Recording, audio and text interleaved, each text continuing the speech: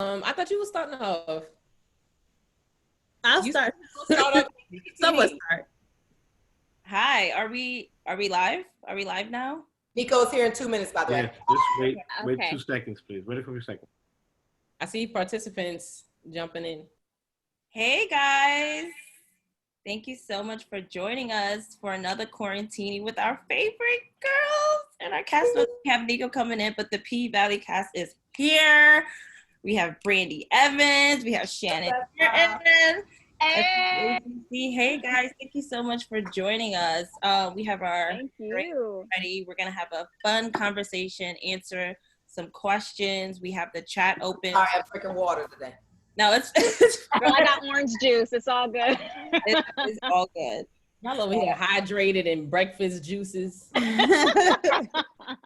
So we're gonna be ready. We already have questions like coming in. We see participants. Come on, guys. So just to give everyone a background on Hearst Black Culture. So my name is Sandy. I am one of the co-founders of Hearst Black Culture, and it is Hearst Magazine's affinity group, aka Employee Resource Group. And we started a little over a year ago because of the lack of representation that we had at Hearst. So we're this huge company. You know, we have so much talent, but we felt like we were just missing some type of like culture. So we wanted to create a safe space for Black employees, be sounding board for Hearst editorial. So whenever they're working on pieces, we can be that gut check for them and just like help recruit more diverse talent. And we started Quarantinis in April, and it's grown ever since. We didn't think that we would still be on Zoom calls, but hey, we're making it happen, and we're having some amazing people on. So we're so thankful for you guys to be here. Like, I think I can speak for everybody else, but P Valley, woo! That is like, oh, everything. Oh my God. So like, we're so excited to have you guys here. And we know we spoke to you guys. If you guys tuned into our Emmy night, that was super, super fun. So we're excited to have you guys again. And I'm going to kick it off to Cortland, who will be moderating this amazing night. Thank you, Sandy. So I am so freaking excited. My name is Cortland Janae, and I am a production coordinator here at Hearst. And thank you guys so much for joining us. I have been talking about this all day, all last night, all yesterday, all on social media. Text my friends, baby, here is the link. Y'all have to tune in. Listen, you better get on this link. You better get on this link. So thank you guys for spending some time with us. This is gonna be such a joy for everybody involved. And Thank you. of course. Now I'm gonna just get straight to it. Can we talk stunts? I need to know who is doing what. Yeah. How dangerous is it on the body? Are we doing ice baths? What I need to know. Already. Okay, we're going to put this out here for the last time. I'm going to speak for me and Shannon because everybody keep asking Take that. it away, Brandy. So we all have doubles. We love our doubles and thank them for doing the things for us. I am a former dancer, so I do majority of my stunts, not all of them, of course. We have to have doubles. Every job has to have doubles for the security, safety, and things of that sort. But we do a lot of our stunts. Yeah, so I don't know what else to say about that. And you can kind of see whatever we do that's on our pages. I know Shannon's put some things up. Ella's put some things up. Skylar, all of us have put things up that we do.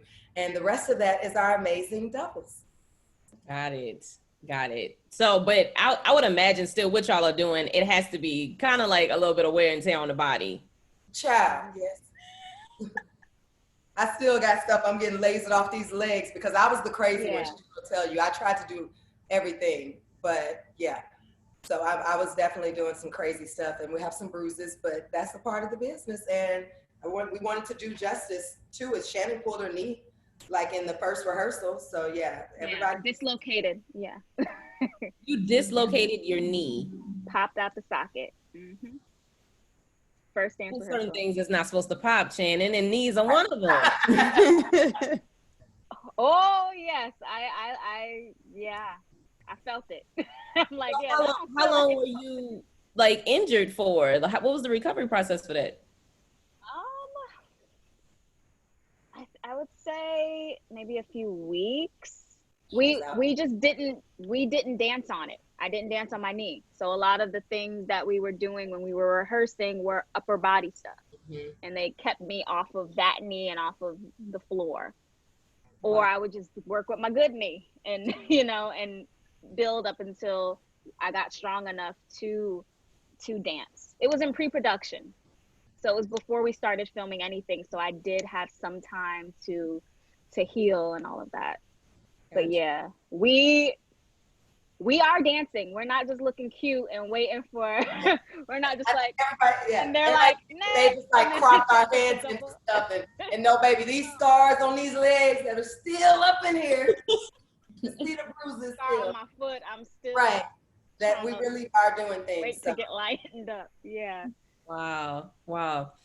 Can you both like just run down the receipts for me, because both of you all are seasoned, and I know that your previous career roles have really shaped you guys for your roles in P Valley.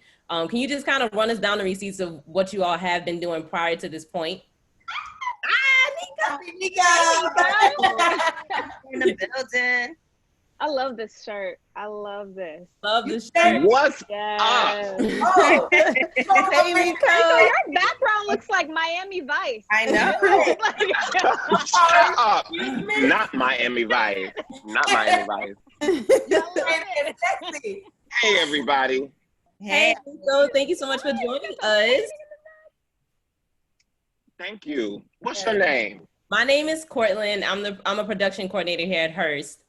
Hey, I was about to call you. Wait, your name is Cortland. Cortland. I was about to call you Cortland. Hey, Ed Hurst. I was back. Nico, I love you. You can call me whatever you want to. I ain't even gonna lie to you. You can call me Hurst, you call me Courtney, Cortland, whatever. I'm calling you Cortland, beautiful. How's everybody else? Let me do the whole group thing so I can see everybody. Here we go. There you go. It's a whole bunch of melanin going on. But pull us in gallery view. Right? Yes. Gallery view. Kristen, is it Kristen or Christine? Christine, how you doing, Nico? I'm wonderful. How are Good to you? see. I'm good. I'm doing well. Good to have you. Good. Thank you for having me. And Sandy?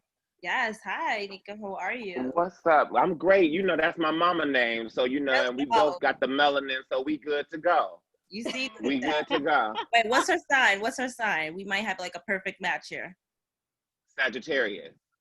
I'm Scorpio. 2 S's. It's all right. 2 S's. That's just right after Scorpio. I could get down with that. Hilarious. And NECA? Yes. Is it NECA or NECA? It's NECA, but we could go with NECA because that's what everyone. You do. Wait, the fact that you knew, of course. I know. Of course. Where you from? My dad is Nigerian. Good. My dad is from Ghana, so we right next door. Oh, we're cousins. Yeah. There you go. What's up, Shannon and Brandy? What's good with y'all? Hey. What's up? Nika? Look, at 1 or 2, we all on this just juice kick, huh? Well, I was gonna go in there and get my Pinot Grigio for 2 seconds, but I was like, "You running late? You running late from the other one? So let's That just was get me. it going." I'm like, let me just pour some orange juice in here. Yeah. Swirl it around. Fine. It's fine. You could have only got your Pinot. It was fine. It's Okay. fine. Because all of the Hearst employees are sipping. So Okay. It's been a day. Love it. And we Me have too. I'm trying to get like Brandy though. She's all. What was that? Not the sound. She's getting all spelt and things. You know. You know y'all good. Being on the stage with y'all two is some hard business. I'm telling you. See what we wear. Like, There's nothing to hide, right? It would be that outfit. You'd be like, this all I'm wearing, reading a leader. That's all of that. Okay. No, thank you. I don't want lunch. Don't want lunch today, in fact. definitely when you look at those outfits contemplating like, girl, I thought you said the summer body was canceled. I was like, let me order this NutriBurst. Like, what they selling now? I'm like, what can I get? Listen, that was a very real situation when we had to figure out, guys, so you can't keep bringing us macaroni and cheese and pizza. Like that's not going to work with floss and sheer and see-through. And they had ice cream trucks pulling up in the middle of the night. It was at feeding Tyler you Perry.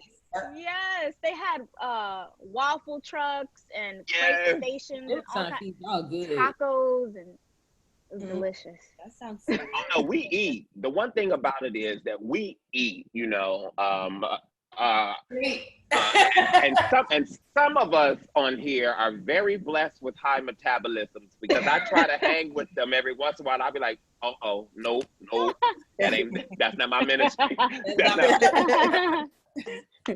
That is hilarious. We got 98 people in here. The chat. Hi, y'all. No, we're Hey, 100. everybody. I wish I could see everybody. That would be cool. I forgot that other people were in here. What's up, everybody? Welcome to the paint. Welcome to the paint. Get hers. Y'all up in here? Welcome to the pink. And we'll get to some questions. We have right after we play a fun little Kiki game. But Cortland, I think you had another question, right? Yeah, Nico, when you hopped in, I just was asking Shannon and Brandy to just kind of like, can we get like career receipts, because we know that each of you are both all seasoned in your own ways, and I want to know like how your like previous roles have shaped you to be the perfect, because y'all are perfect for each of your characters. How that has shaped you to get to this point and just execute these roles just amazingly. Thank you. Ladies, did you guys answer already? No, we're gonna let you go No. since you just got here on Club. You see, now y'all are really getting to see the behind the scenes real deal. how she treats me. Excuse me. How the roles that I had before that prepared me for Cliff. Listen, I'll say this. In 2017 was the first time I had my my recurring role on Shameless came about. And in that, I remember in the audition and casting asked me, so would you be okay playing a gay preacher? And I was like, yeah, like, is he killing somebody or something? Like, is it some bestiality? Like, what's going on? And they're like, no, he's just a gay preacher speaking out against conversion therapy. So that, therapy that tries to program people that you are no longer, that being a part of the LGBTQ community is a mental illness, that old archaic idea. And so the character was speaking out against that. And I was like, sure. Then after that came an audition for Snowfall. And Snowfall, they were like, would you be okay playing a drag queen? And I was like, I mean, yeah, what's the problem? Like, what's the character? And then John Singleton told me what his vision was, and da-da-da. And all that to say, within a year, for me, specifically, that was the first time on camera I played any character from the LGBTQ community, 2017.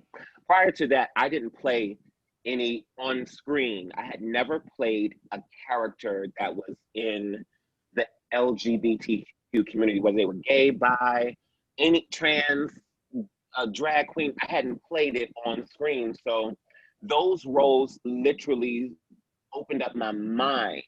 I won't even talk about the acting of it, but they opened up my mind more so to let me know that it's a new time.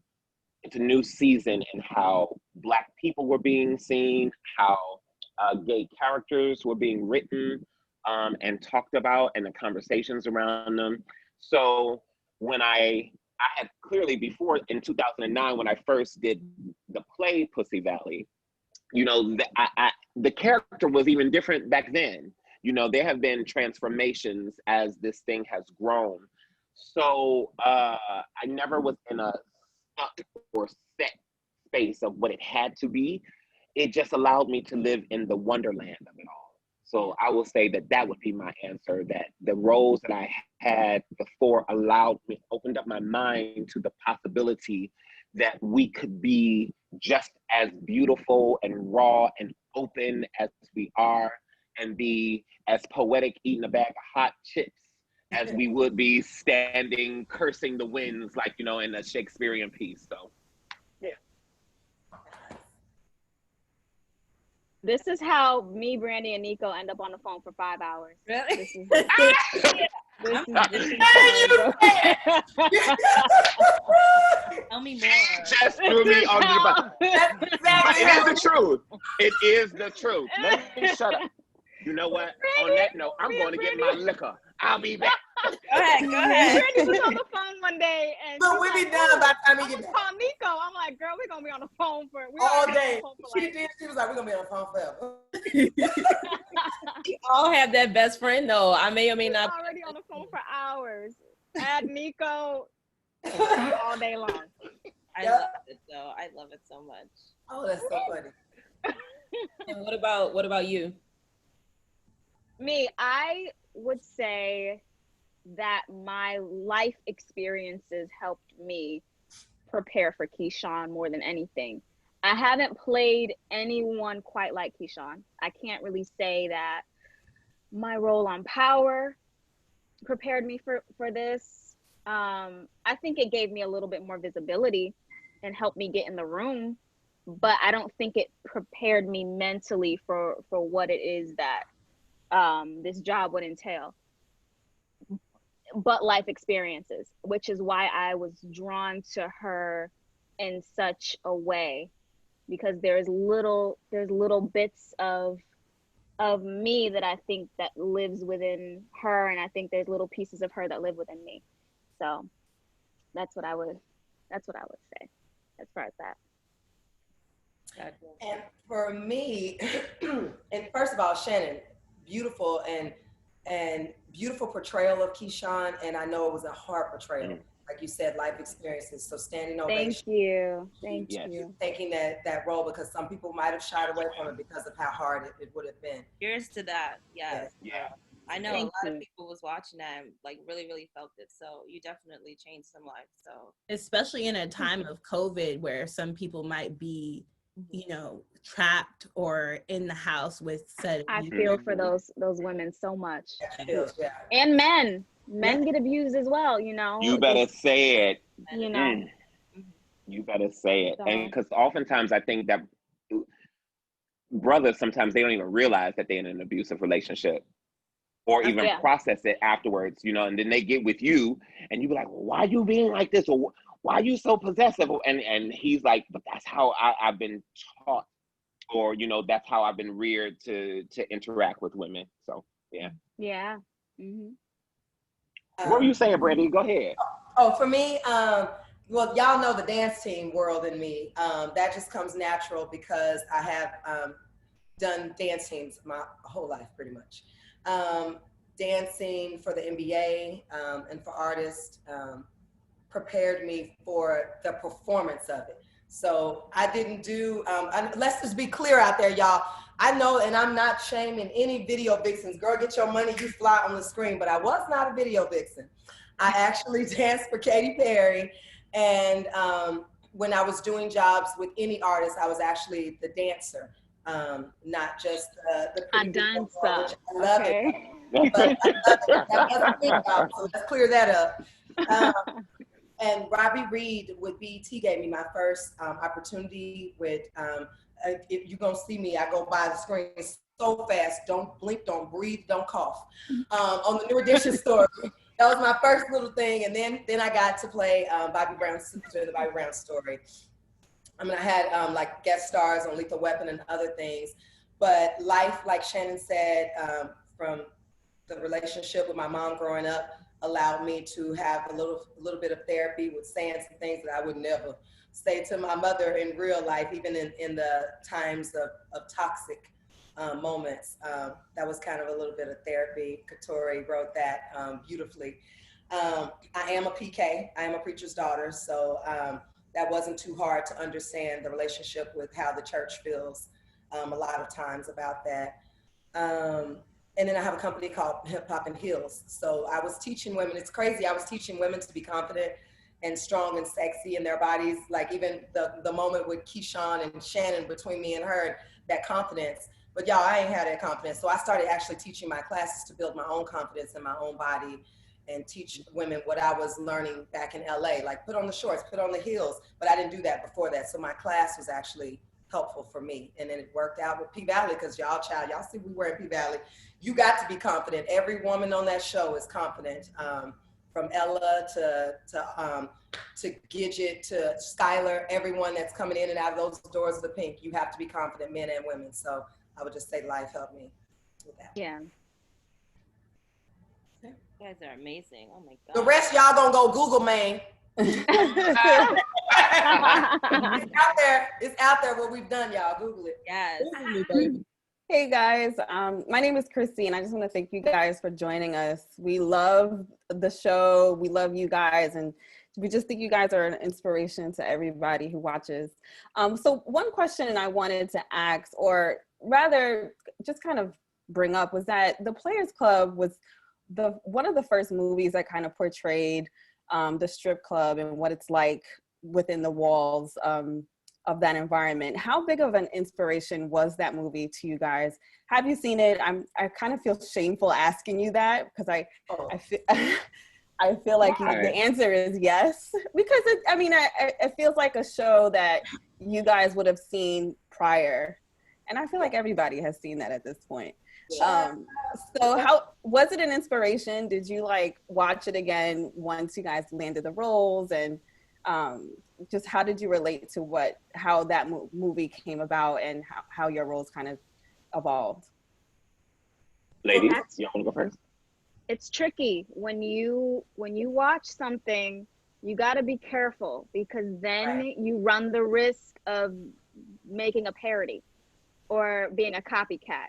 You know, I don't wanna imitate Lisa Ray or is her name Monica?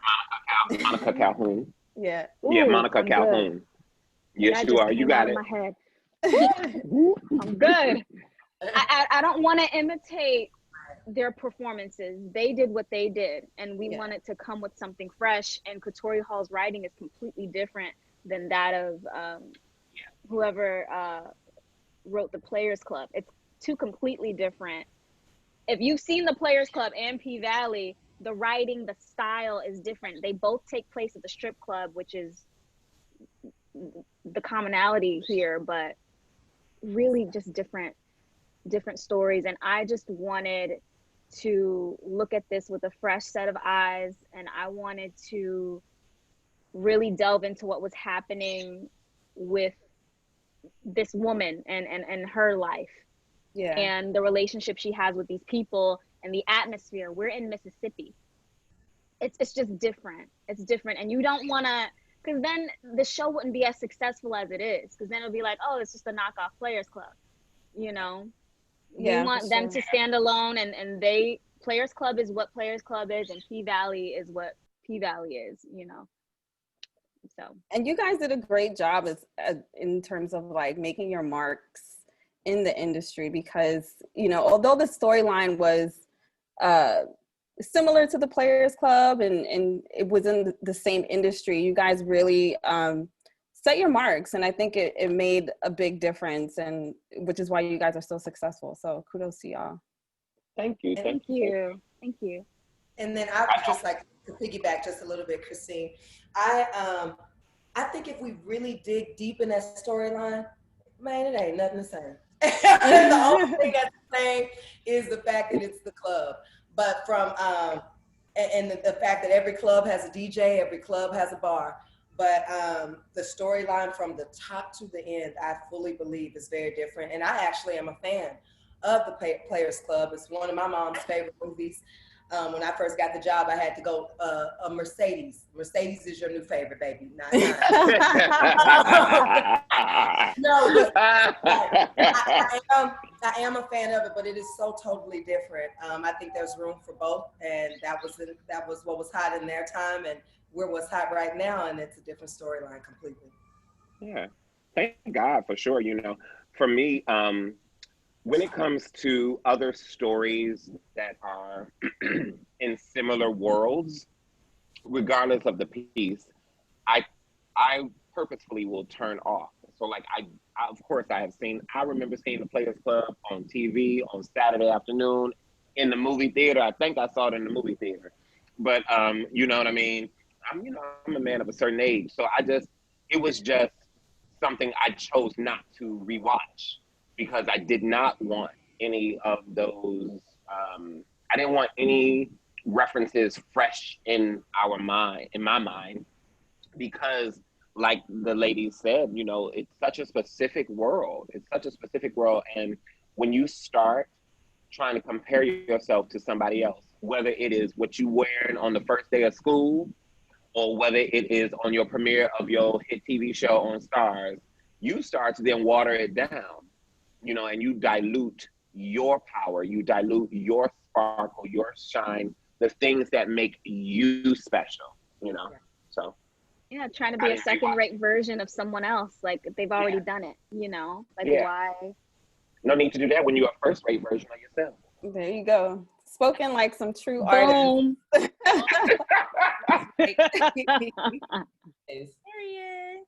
I wanted to ask you guys, what was the biggest like unexpected hurdle while filming P-Valley? Like, what was the one thing that popped up and you was like, this ain't in the job description, but I'm gonna thug it out? I'm trying to think. Oh, I thought you had it the way you came in with that. No, because I'm like, it was such a journey. I think we just kind of were riding that roller coaster and ready for all the bumps and waves that came for it. We got a lot of little inside jokes and little stories and stuff, but there's so much. It's all a blur. In 5 months, we've been through a lot. Yeah. I'm gonna say, I think all of us done cried. I would think popping your knee out is an unexpected hurdle. I mean, that wasn't in the job description. Yeah. Popping your knee out, yeah.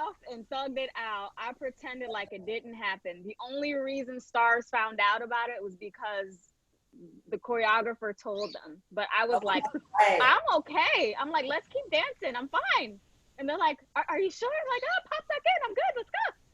Like on adrenaline. I'm like, oh, the next day I was feeling it and I was terrified, but the day of I was like, oh no, let's keep dancing. Let's go. That's right. But that was not the toughest time for me though. Right. Yeah. I think the only thing I could say is the shock that I probably had was on episode 1 in that red outfit out there with my mama. Y'all, first of all, I did not know it was about 30 degrees that night. I remember, didn't y'all go to do something? Y'all went to eat or something. I remember texting back like, I'm still filming. Ooh, I was so cold. Like, I was so cold, and they had the little heaters, but they hooked us up as much as they could, but nobody expected to still be that cold in Atlanta. It was cold. At that time. Like, your first dance and my first, freezing. So cold. I was outside with Diamond with the baby. I had on a plastic outfit. I had a plastic doll on my boob.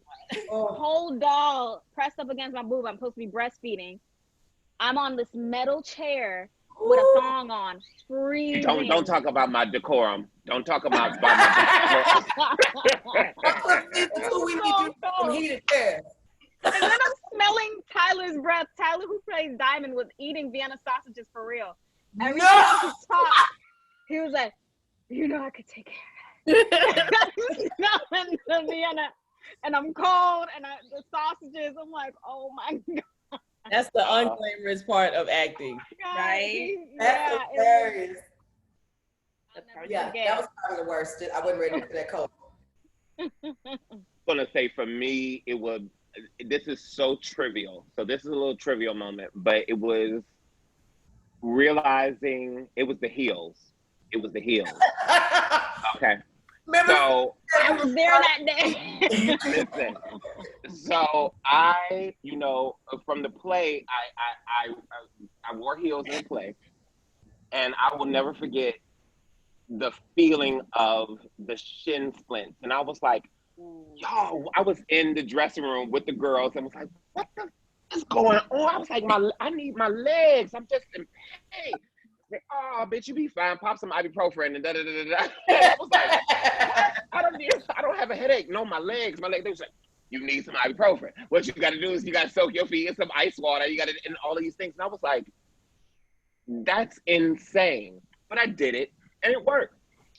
And so there was the night in episode 2, Shannon and I, when you were coming from Corbin, you two were coming from the scene with Corbin, Yep. And Elarica and I, we were doing the scene where we walk into the club and she's trying to avoid giving Uncle Clifford the ID the first time. Okay. I will never forget the way my feet were screaming at me because it had to be like 3 o'clock in the morning, and these thigh-high The red boots was longest like, day ever. and I was like, oh. No, We he both being sat nice. down in between takes. They made him walk. I remember, I don't know why I was on set that night, but I must have come up there to look for something. And here I go sneaking through. And I'm like, what we filming? And I see Shannon's got her fur on, and they're like walking through. And I'm like, is Nico walking backwards? He didn't walk, turn, the cameraman followed. I was like, I know his feet hurt like mud. Oh, you look like, I don't know how you made it through that night. And they just kept doing take after take. I left. I was like, ooh, child, they called me to take. Because it was so much, with the show, there's so much in terms of the lighting. Yeah. That sets the mood, you know, the lighting and the sheen on all of our complexions. When you can see Shannon's complexion when she was playing Keyshawn, and Brandy's brown, that brown almond and that rich chocolate, and then you get that mocha Godiva. You know, you just get to, baby, you just get, it's a chocolate fountain. You just be like, Godiva, darling. The Godiva for me. Yes, it's a melanin from me. So next question, then we'll go into playing a fun game, and then NECA has some questions, and then we have a whole bunch of Q&A questions that I think people are dying to ask you guys. But I wanted to ask, what type of impact do you foresee P-Valley having on Hollywood and the types of shows to come after? Because you guys touched on so many different aspects of life. So, like, what can you foresee, like, the impact for, like, shows to come? Because I feel like networks might have been a little afraid to tap into this. So I agree. Yeah. So I think honesty.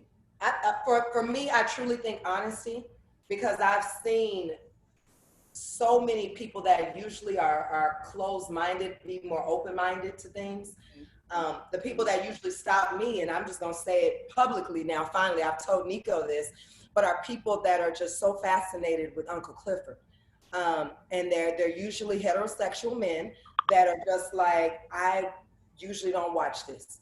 Like, literally big time celebrities have texted too and been like, y'all don't usually watch that shit, just like that. And they were like, but this man is so good and so honest. Like, I'm glad I watched it and I learned some things. So that's been what's beautiful. And I hope that more people are open to showing honest portrayals of everything. Even Hightown, our sister show, is showing, you know, what addiction is like and things of that sort. I think that starts with pushing the envelope on truthful stories that are happening in the communities. And I love that. So that's what I'm hoping. I think go ahead, Shannon. I think in the future, people are going to show sex workers in a different light, and they're no longer going to be ditzy or one-dimensional. I think more actors are going to want to go out for stripper roles after watching P-Valley. Honestly, they see a show like this that's written so beautifully, they're gonna I think more people are going to start writing shows that are very similar to P-Valley, because that's kind of what happens. You pick up on what's working and you try to do something similar to that. I think it's really groundbreaking in that way. Like, you see sex workers in a way that is so human. I've never seen anything like it. And the athleticism, you've never seen that on any, and that's what sets us apart from other movies and things that we're being compared to. You've never seen a song drop and all you hear is breathing.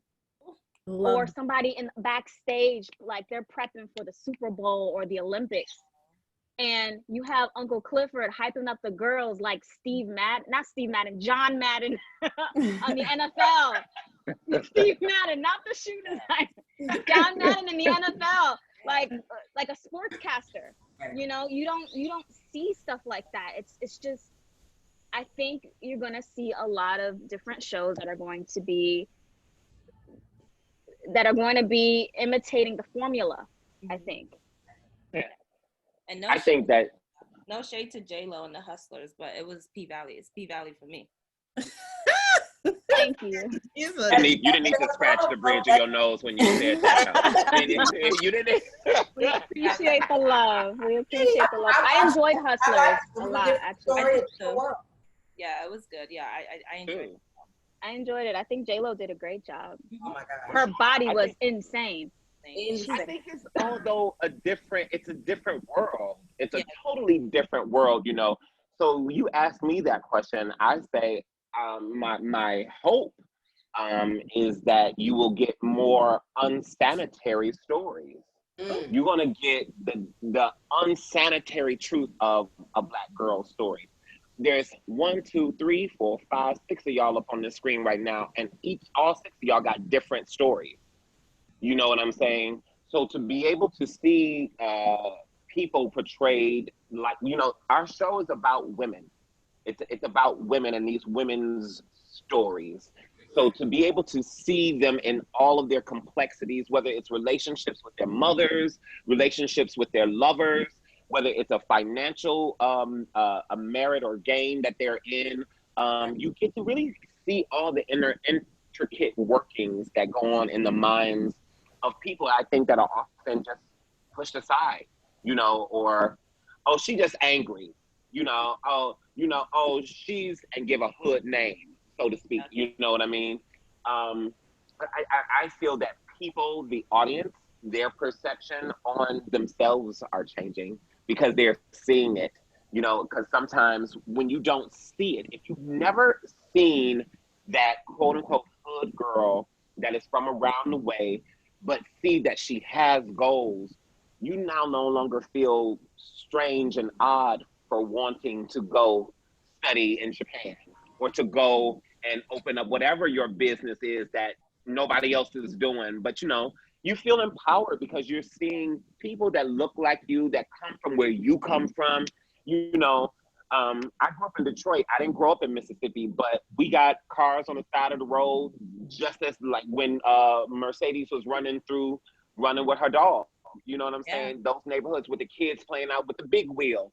You know, the swing set that ain't been touched in 2 summers, but you know, they still keeping it there because they gonna have another baby, and in 6 months they'll be old enough to use it. You know what I mean? They're gonna hose it down or whatever. You know what I mean? I just think like those kinds of specifics, and I just think that we're in a space where, as Black people and as our culture, you ain't gotta apologize for nothing. You ain't gotta apologize for liking skins. You ain't gotta apologize for putting the hot sauce on your Lays and shaking that bag up. You know. People do that? Yes, Shannon, what's wrong with you? So I'm with Shannon on that one. I'm not that girl. Y'all don't have to be that girl. But I know that girl. But I know that girl. That sounds like an explosive situation in your toilet. That's what it sounds like. I don't know. It's not, you know, and then if it is, you got your milk of magnesia. You got your milk. Okay. I'm done. And I feel like that's like the perfect segue into my question. I really loved how watching this show, might I say, the cinematography of it all, the lighting, as you talked about, was just spot on for all the different shades of the cast. And that brings me to my question about colorism. In the show, there was little digs and jabs and statements about skin tone, which I felt like I had never seen done or seen done tastefully in a show. But it's very important that the Black community acknowledges that those are things that we just say in passing and no one thinks about them. But to see it like spotlighted on a show like P-Valley was inspirational, beautiful, and you all did a good job of really being authentic with saying and delivering those things. So how has colorism affected you in your life, and how did you let that be a vessel and a tool when you were shooting P-Valley? I think that when you are so vulnerable, you know, we are in the most scantily clad, dressed costumes, you don't have any choice but to be in the skin that you're in, you know? And that is the power. That's the power, whether you are butterscotch brown or whether you are toasted almond. I think that like you get to embrace that. For me personally, I have heard my mother is my complexion and my father is my complexion. Yet I grew up being called the African booty scratcher. I grew up being called, oh, you handsome for a dark skinned man. My mother, I've heard people talk to my mom at church like, oh, Sam, you so pretty for a dark skinned girl. And they actually mean well. They don't even understand. Well, Yeah. But then there's the component of you internalizing what that means. Oh, like I'm just not pretty. Oh, I'm not just smart. You know, it has to be. I have to be a certain size. I can't be full figure. Well, back in the day, they used to call me husky. You know, they didn't. Now it's thick. Now it's thick. You know, thick is cute. You know, back in the day when you go on to shop for some jeans and you got to get the husky size, it was not too cute. You know, you know.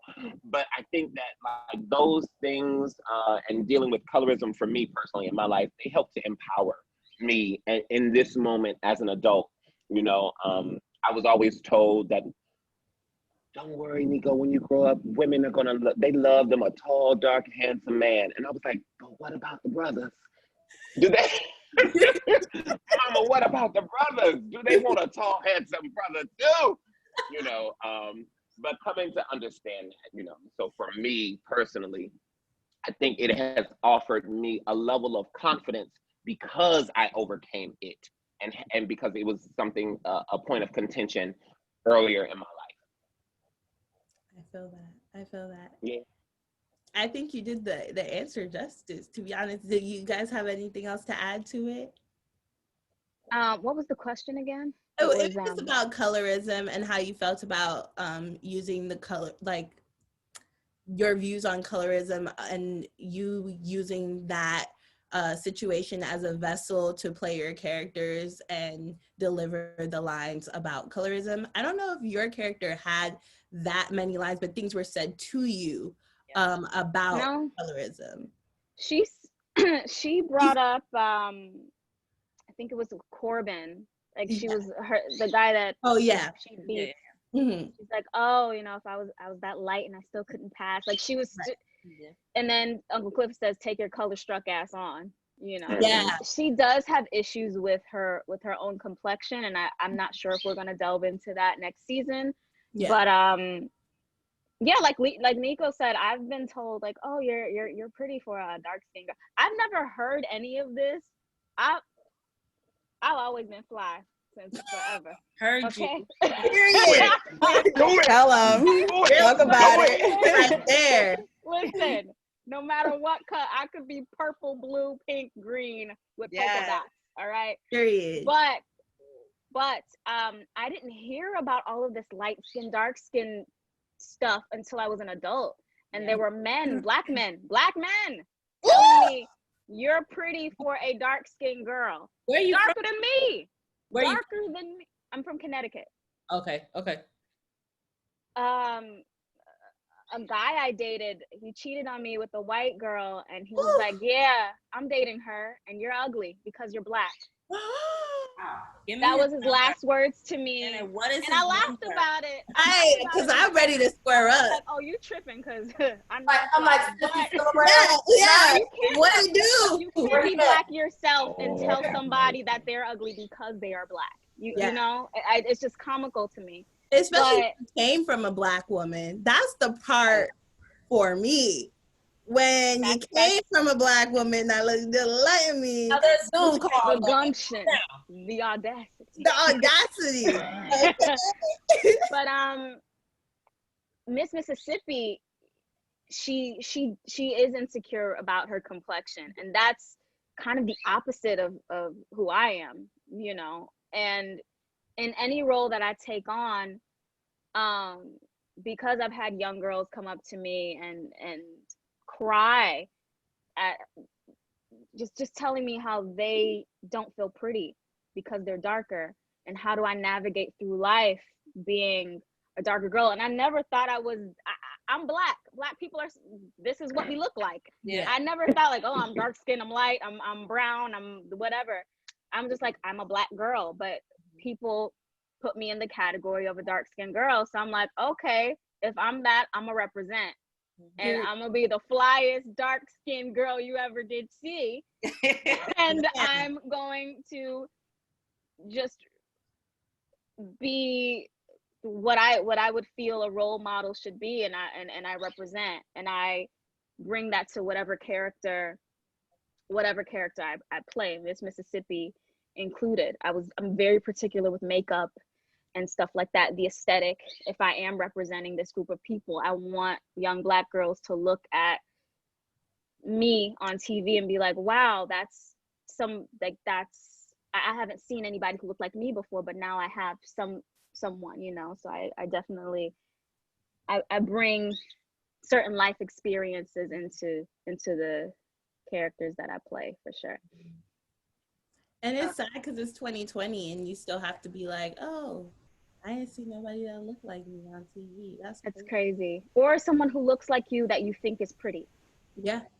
That's the thing, you know. And if I'm going to be that, then I will be that. But I'll make sure I put a little bit more effort into being, I don't know, an example for young Black girls, I guess. But yeah.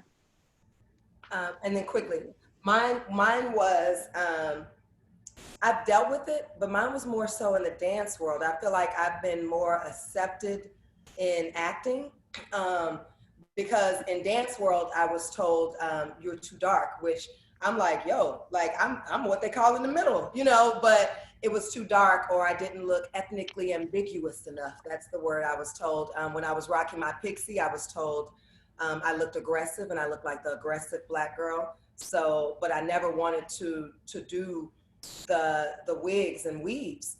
P Valley was my first time in a lace front, y'all, you know. So when I've done clip-ins and stuff to try to just, I don't know, settle, pass, whatever would help me get in there in the door. But I was never willing to completely change all the way. And so it just felt good with Katori. And even though y'all didn't ask about hair, but the fact that Katori let us rock naturally who we are, like that was amazing, because I was scared to go natural out here in this world, doing dance world, and commercial world, because it was always like, unless you're gonna really, really, you know, make those curls pop so it looks like you're mixed with something. Yeah. I want you to just look all the way Black. So those curls gotta pop at the end, and we all know those curls can pop or they can be straight into an afro and I'm still fly. But so yeah, that was my thing. And with those scenes with Ella, I used it more so my best friend is lighter skinned, and so I used it. It was hard to say that to Ella, because I know how it made my friend feel, and I know even talking to Ella, she's revealed too some things. That's not a good feeling. So even as a lighter skinned woman, being told you only got something because you're light skinned, that's not a good feeling. No, she got the job because she's the best for it, or whatever the case. So those, you know, it's hard to hear, y'all, in the community, but it's real. And we got to stop saying certain things. And it made me want to go, we're not going to make that light skin joke. We're not going to make that dark skin joke. We're not, you know, some of these jokes are not funny, you know, and it does trigger people in different ways. So we got to be more conscious of that. Yeah, you're right, Brandy. I feel like there's so many things that happen in the show that cause you as an audience member to be like, that's kind of messed up. Right. But we do talk like that. We do say that. That's, yeah, you know. And even when, you know, you delve into the whole world of strip culture, understanding that typically the women of lighter skin make more money than the women of darker skin. So there was always a reason why, to me, when Keyshawn and Mercedes were looking at Autumn Night at the beginning, like, well, what the fuck she doing up here on Booty Battle Night? She ain't did nothing on the pole. She laying on the floor. Right. Keyshawn and got up there doing a Chinese split up on the pole, upside down, and coming from breastfeeding her baby. This one is up here on the ceiling, you know, twerking and dropping, doing monkey drops head first. and she just comes out there, you know, and she's in her body and doing her thing, but she's not doing the same level of athleticism as the darker skinned women. That's on purpose. That's on purpose because oftentimes that's what happens, you know. And it is revolutionary to be able to see a brown woman rocking her natural hair, cornrows, and just curly curls, and just at the same time, because she is just as attractive. She is just as beautiful. And those men that are saying those things, I just want to say, as the man in the room, I feel like we got to remember sometimes people are fed poison. Or some people are not fed at all. Ooh. You know, some people have never been told where they come from. Some of those men that may be going, you know, dissing you and saying they're going to this white woman or whatever, they might have, I don't want to say they might have a disconnect with their own mother, just like a Mercedes would with Pastor Woodbine. You know what I'm saying? So there's so many fractures in our culture that we try to just breeze past all the time. Oftentimes our humor is coming out of a place of being able to be tolerant. You know, like, can we just get through the day? There's so much we got to deal with, you know. Look, I can't even deal with it because if I talk about it too much, it's going to take me down the road, you know. Yeah. So I think that's a part of like our sarcasm, our wit, and the beauty to our language. But I think that, you know, looking at self and paying attention like that, that's how some of this healing can happen. Exactly. Healing is the key word. And on a lighter note, I'm going to kick it off to Christine. Right? I'm kicking it off to Christine. Yeah, Christine. You're on mute, Christine.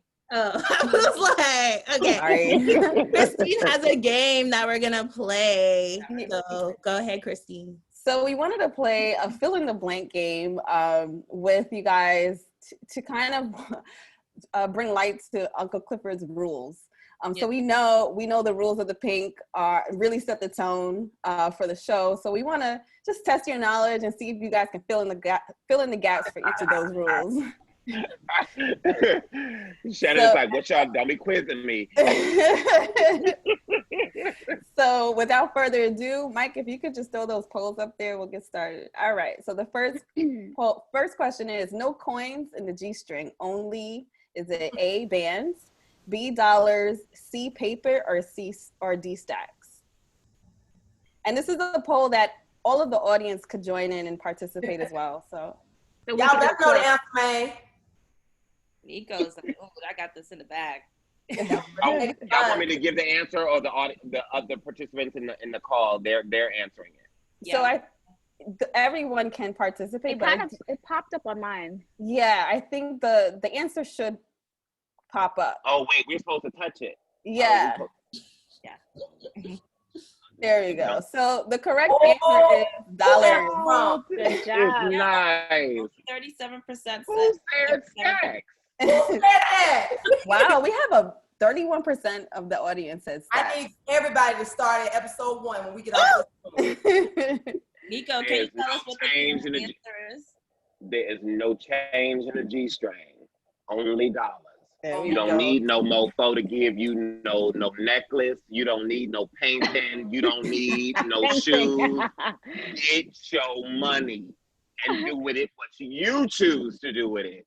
You are not beholden to any Negro or other person of another race. Yes.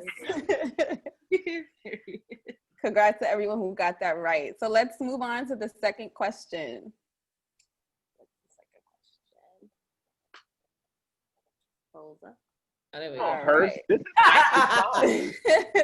So closed legs.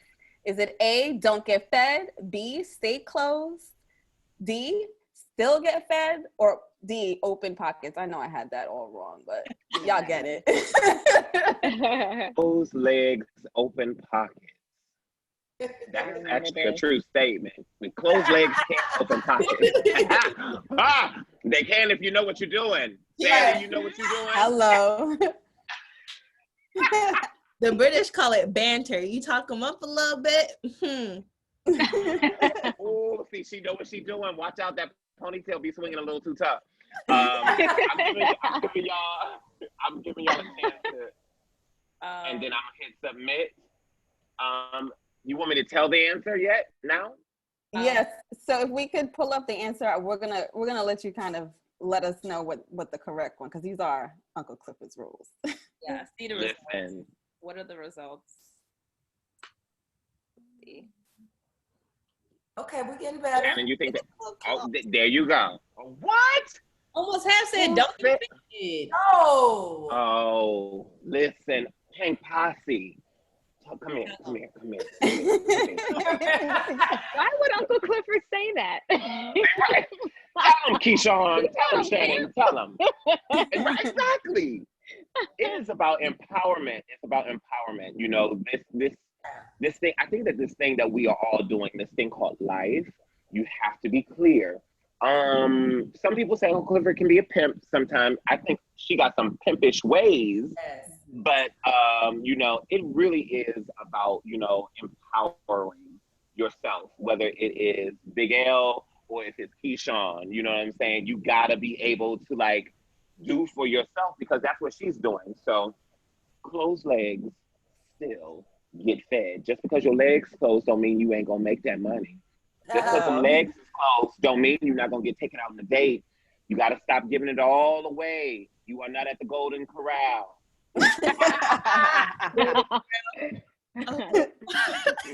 Where that Golden Corral be hitting though? No, it's the rolls for me. The rolls for You me. see, she's talking about the rolls.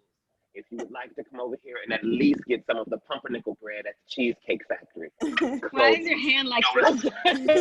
Because I'm inviting the people. I'm inviting the people, Shannon. Oh, I thought the need for you pumpernickel was on top of the hand. It was just there.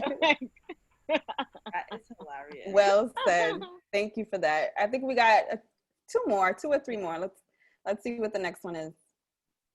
Even when there ain't no money raining, dance like tonight's your last night. Are you gonna still make it clap, drop it like it's hot, or keep it cute? Come on, y'all. What's the answer? Actually, let me ask. Y'all better not mess this one up. They better not. We're gonna let Nico read the answer once it pops up. Whenever you're ready. Well, you know, I'm ready. Are y'all ready? We ready. You're ready. That's it. Come on. Wow. Yes. We did good. Who Right. said make it clap? Come on now. Even when it ain't no money raining, you will still make it clap. You will still drop it like it's hot. You will still keep it cute because you dancing like it's your last night. Yes. Right. Yeah, all of the that would be in all of the above. All of the above. Yeah. That was a trick question. Yeah. All right, the last question of our game, we're gonna throw it up in a poll. Mike, let me know when you're ready.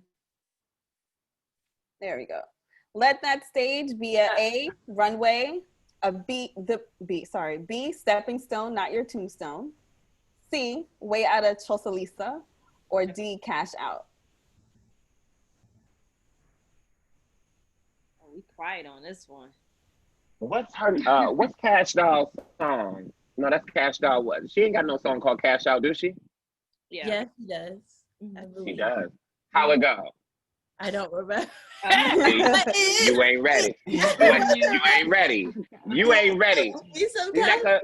NECA, you not ready to see all the brothers, all the sisters that's out here liking NECA. Don't she ain't about it. She ain't about that life. I am about that life.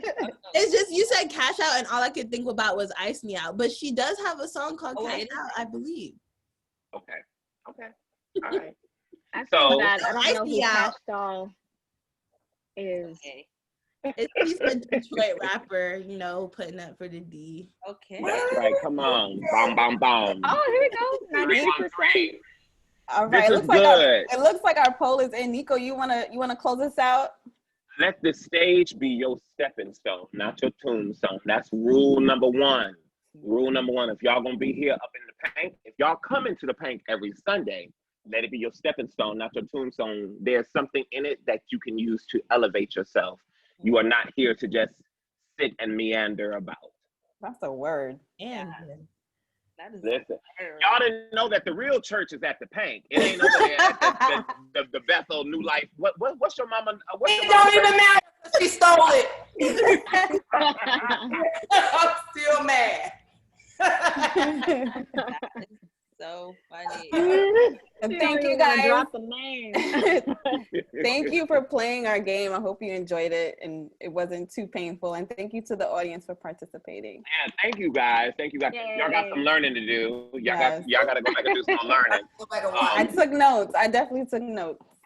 So we have a couple of Q&A. If you each want to go through one of them and just answer, you could just like skim through and you each could answer like one question. I know we're going a little over, but you know, we just can't get enough of you guys. I know. Oh, okay. Wait, I don't see it. Oh, there's a whole Q&A button right there. Okay, I'm gonna take Amani. My favorite episode is episode 5. That's my favorite episode. That's when it got spicy. When I said, "Oh." So much. I texted my friends who had already watched it before me. I said, y'all didn't tell me about episode 5. Y'all just said it was good. Y'all didn't say that. Yeah, a little bit about that's the one. Why it's your favorite episode? So many reasons. I feel like you got a lot of information about Mercedes and her mom and that storyline, what's going on with them.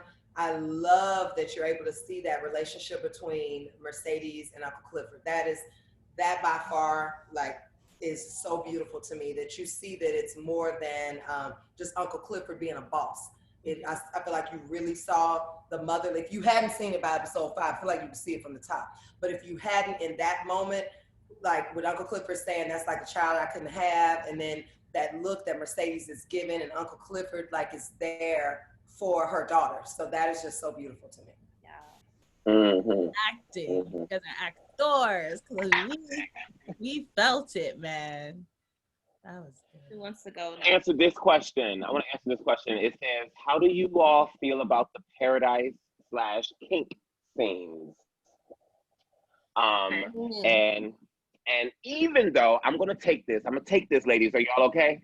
Go ahead. Okay. Y'all go ahead and take a bathroom break. He's gonna be a minute. Go ahead. Wait, what? Leave Nico alone. Do you see the complete shade that she threw at this computer screen? Baby, I was turning my ring light off. That was so shady. Thank you. I ain't gonna say shit. You answer the question, damn. I was just gonna say that that question was it's interesting to me because the Paradise Room, in and of itself, is a room where you subvert the images of Black women. If you actually pay attention again to the room, the wall is wallpapered with all of these cotton fields, and you have images on the wallpaper. It's called tall wallpaper. It's all these images of former slaves that are cotton picking, and they're putting cotton in barrels. And there are Black people on the wall putting cotton in barrels, and you have like 2 like slave masters. And on top of those wallpapers, and on all those little pockets and up and down the lines in the road, you have these silhouettes of Black women, these Black silhouettes, and they are upside down. They are all collared like they are chained, and the chains are broken. The whole idea of the Paradise Room is about taking what you think about Black sexuality and Black femininity and subverting it and turning it on its head. I think sometimes you don't get to see Black women own their shit. Sometimes when it's so taboo for people to be like, oh, I like this, whether it's a little bit of choking, or if I like a little pressure on your clavicle, or if you like it from the back, when Monique was doing it, I'm just talking, come on, yes, cool, you in it. I know you in it. But I'm just saying, remember in like the Queens of Comedy, and Monique did that whole joke, and she was talking about getting from the back. She was like, not in the booty, but from the back, I think sometimes it's so taboo when it comes to Black women specifically and sexuality because, we have history where Black women have been over sexualized, going back all the way to the Venus Hottentot. So you go from there to then the dominatrix scene that's going on, or you have the whole scene with Uncle Clifford, who identifies with she and her pronouns, working with Parker. Like, no, you think you coming in here for one thing, but you coming in here for something else. That room itself, the Paradise Room, is about fantasy. It's about dreams. It's about being able to attain without ridicule. So I love it. I think that that room is so free. It's so free in a lot of ways. That's it. So Brandy, go ahead. I think Brandy went. Yeah, I went. No. And the question you wanted to answer from the Q&A. What was that? You just went in on the shade like that? There's so many good ones. Let me see. We kept 106 people entertained Oh, the whole time. I love it. Thank you guys for hanging on. Thank you so much for watching. We love the Pink Posse. How are you all dealing with the fame? I don't think I'm famous. Right, Shannon. That's such a weird word. It sounds weird coming out of my mouth, like famous. It just doesn't sound. Shannon, you are famous. So influential. So weird. I don't think we've taken that word yet. That's You crazy for me definitely to even influenced say. me. You I'm know? at the pole class on Saturdays trying to get a pole, and I'm like, "Ooh, I'm gonna be just like them." So you somebody. We've had celebrities shouting us out, and like I get geeked when certain people follow me. I'm like, she follows me on it. Like there was one girl, I'm not gonna say because I don't want to be weird, but there is this one girl that I'm such a fan of, and I found out she follows me, and I'm like, oh my God, this girl. You know who I am? Please text me later and I'll share mine too. Did you guys know it was going to be such a huge impact? Like even like shooting it, did you know that the response was just going to be this crazy? We had talks, didn't we, about like how big the show was going to be? We're like, this show's going to be crazy. And there were, I remember extras, they would make little remarks on the set. I remember Alphonse and I were, who plays Lil Murder. We were filming, I think, episode 8. It was murder night, and we're standing on stage, and we have like this victory, like we're holding hands at the end, and they're like, "You guys got to scream like this is the Jay-Z and Beyonce of Chuckalissa." And somebody was like, "Yeah, right, more like Stevie J and Jocelyn." And Alphonse corrected them because it's funny when you're sitting there the entire day watching us live our dreams, and you still have to do a little jab. You're sitting there like this. Your job is to throw money at us and watch us. And you say, we're more like Stevie J. Then if we're that, then who are you? If we are Stevie J and Jocelyn, then who are you? Right? Molly. You know who Molly Stevie J and Jocelyn is, but do they know who you are? Don't play with Shannon. You gonna learn today. But Alphonse corrected them, and he was like, no, Shannon Thornton and J. Alphonse Nicholson. He's like, you don't know. And he was so classy about it. He was like, you guys don't even understand what you're a part of right now and how amazing this show is going to be. But this show is going to be huge, and you're all going to see it. Watch it back when it comes out, and you're all going to see your beautiful faces, and you're going to know that you are a part of something great. And that was just the classiest way. I have a tendency to be a little. Tell the truth, shame the devil. Tell the truth, shame the devil. I know I got Randy's wrapping her hair. I'm a little. What's going on? What's going on? It takes a minute for me to, because I'd be like, what? So Alphonse, don't let the cute face fool you. I love the way he put it, and that's what it was. People just didn't understand what was going on. They were coming in. They would come in different like segments of different performances, and they didn't understand. But we knew when we were shooting the pilot before it even got picked up how impactful this was going to be. We didn't know people were going to get tattoos on themselves of one of Uncle Clifford's rules. We didn't know that. We didn't know people were going to be making T-shirts and have our faces on their birthday cakes and pictures of our faces on their nails and stuff like that. We didn't know that. Or people going crazy when you hear like at the club. Supposed to be in quarantine. Y'all at the club playing that, and people going crazy. Atlanta is open, and they are playing Little Murder. Okay, that's all I had to say. I wasn't there, but I saw on the gram. Crazy. We didn't know how that it was going to be that huge, but we did know it was going to be big. You know, and in that way, I kind of feel popular, but not like a celebrity. You know, or famous. You guys are there. You guys are conversation, and that's very sweet and humble. But I need. Thank you. I haven't been mobbed on the street or nothing like that yet. Nobody's like, oh my God. But that's a good famous. That's a good famous, right? Like you can still walk around and like not be mobbed.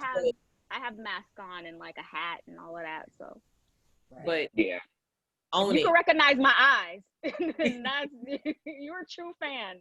If I'm like this and you like, oh.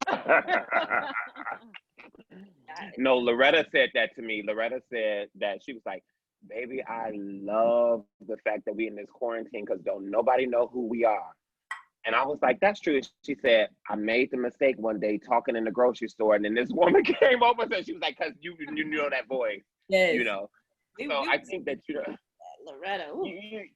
Yeah. Like you get caught up in she absolutely is, you know, and such a joy to work with, you know. I feel like we are all just blessed. The thing that I feel like with us, we hungry.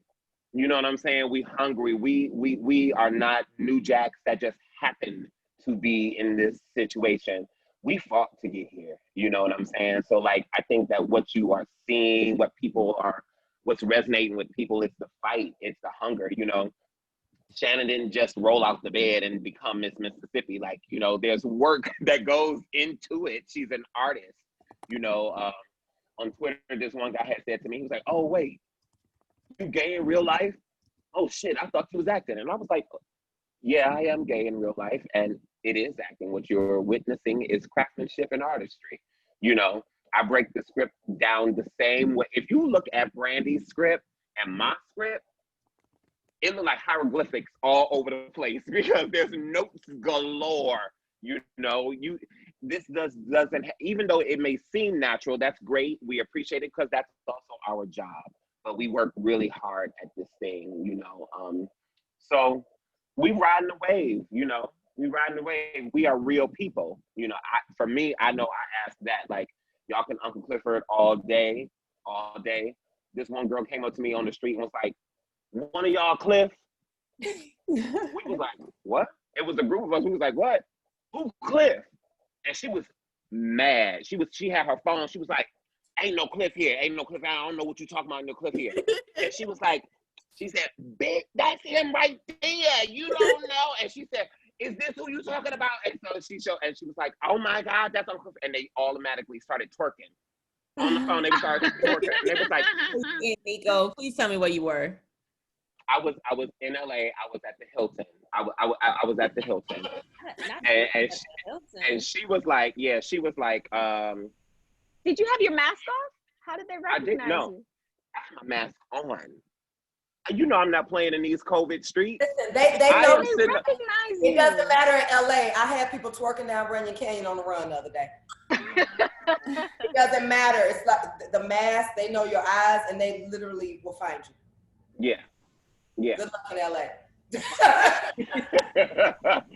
But it's all good. You know what I'm saying? It's all good. These are our people, like, you know, it's all about respect, you know. Don't come out of, I don't want nobody grabbing none of my girls. I don't want nobody grabbing me for free. That part. Necca, you know what I'm saying. You know, you can't grab for free.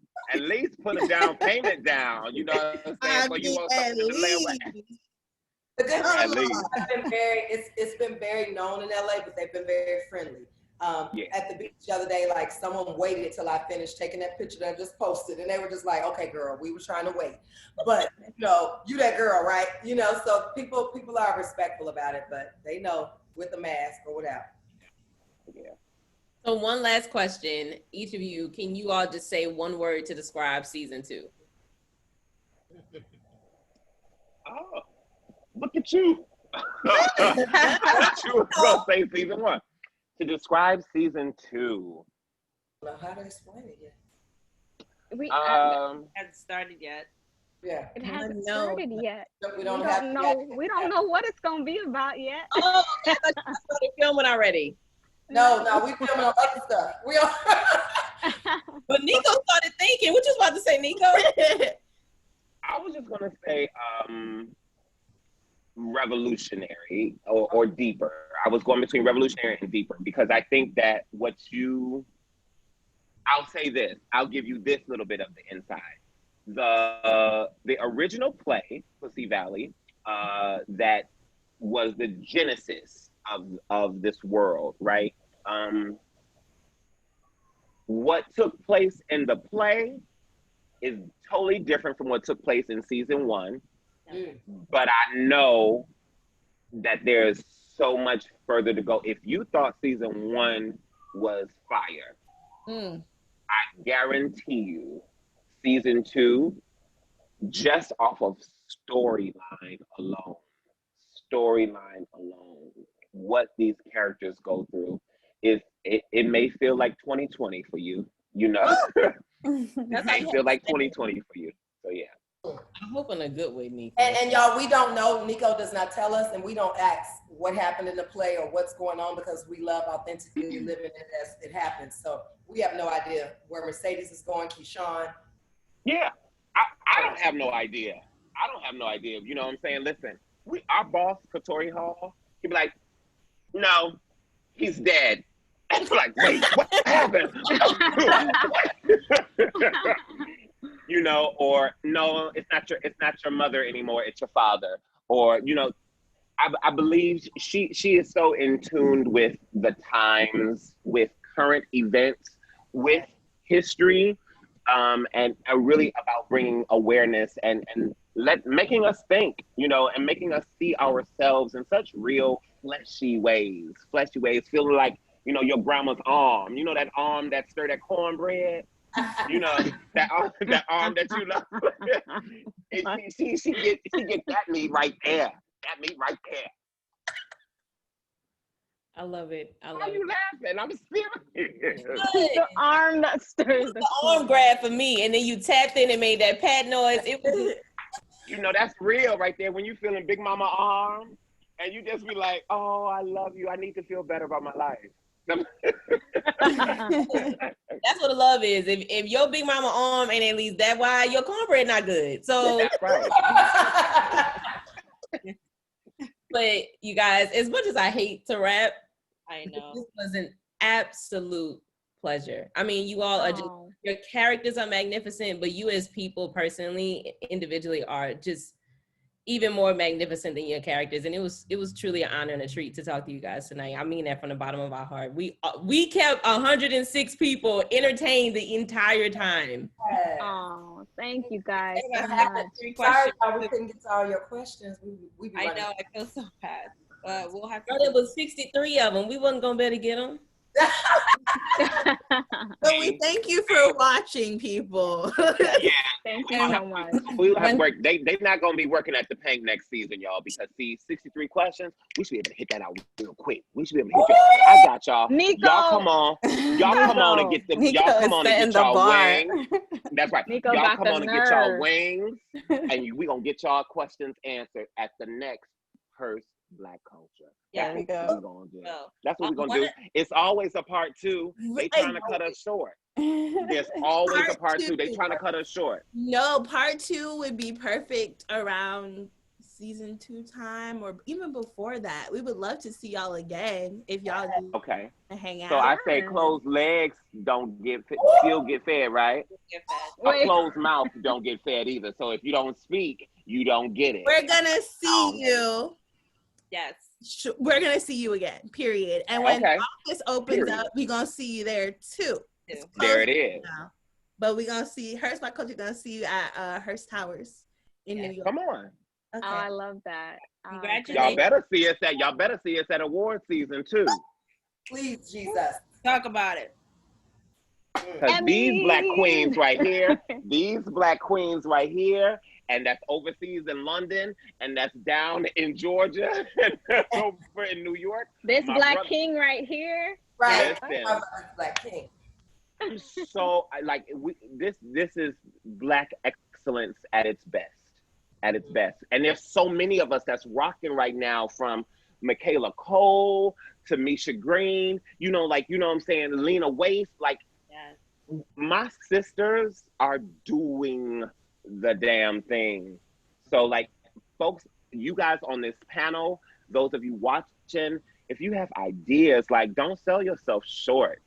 You could be like Mercedes and opening up your own dance club. You whatever your vision is, just do it. Just do it. There's nothing that should stop you. 2020 is the time for us, all of us. We've been digging inside. You've been doing your self-reflection. So you got to come out at some point. That's why I posted that thing, Brandy, of the caterpillar. Yep. And then the caterpillar was 2020. The butterfly was 2021.